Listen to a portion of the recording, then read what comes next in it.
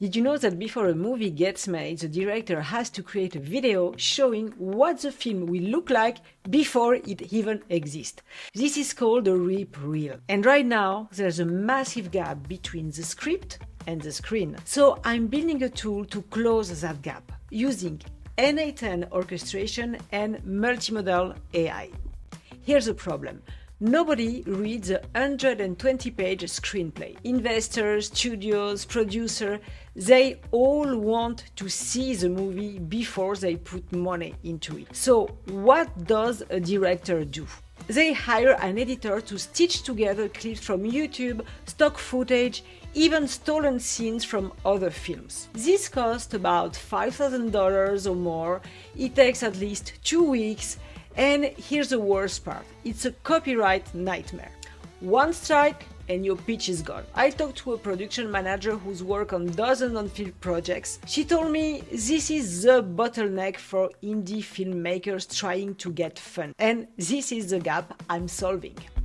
Let me show you how I'm solving it. At the center is NA10, handling all the orchestration. Connected to that is claude through the MCP integration, giving me access to advanced AI capabilities. And on the generation side, I'm using multiple AI models. Seedream 4.5 and Nano Banana Pro for the images, so the filmmaker can choose whichever output looks best, and VO 3.1 for video generation. This architecture connects the front-end webhooks to any generative model I need.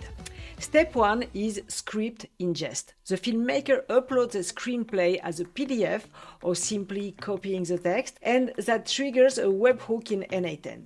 Inside NA10, a specialized agent parses the script, extracting the slug lines, actions, mood, and all the key details from each scene. The output is a structured JSON that gets sent back to the front end for a human-in-the-loop check. The filmmaker reviews and validates before anything gets generated. Step 2 is what I call the hybrid visual engine. There are 3 paths the filmmaker can take.